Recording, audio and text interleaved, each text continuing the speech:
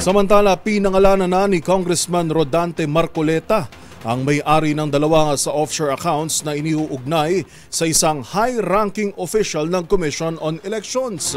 Ang mga pinakahuling detalye ihatid live ni Milky Rigunan. Miss Milky?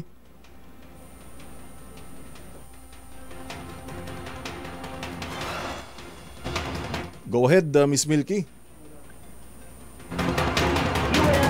Go ahead, Miss Milky. Tinukoy ni Sagip Party List Representative Rodante Marcoleta si Comelec Chairman George Garcia bilang listed owner ng offshore bank account sa Cayman Islands.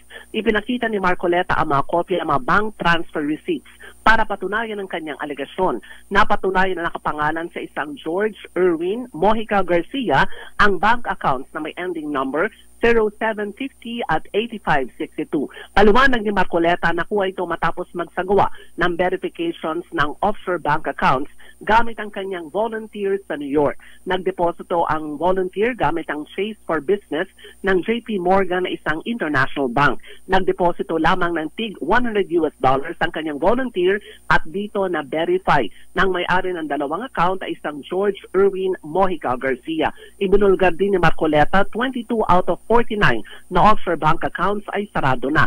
Naisara ito ilang araw matapos siyang mag-press con kaugnay ng mga offshore account ng isa umanong mataas na opisyal ng Comelec na tinatayang umaabot sa ₱1 bilyong. Sa House Resolution 1827, hiniling din ni Marcoleta na ito'y imbisigahan ng Kamara kasabay ang hamon kay Garcia na magbitiw na sa kanyang pwesto. Para sa MBC TV Network News, ako si Milky Rigunan, una sa Pilipinas, una sa Pilipino. Maraming salamat, Milky Rigunan.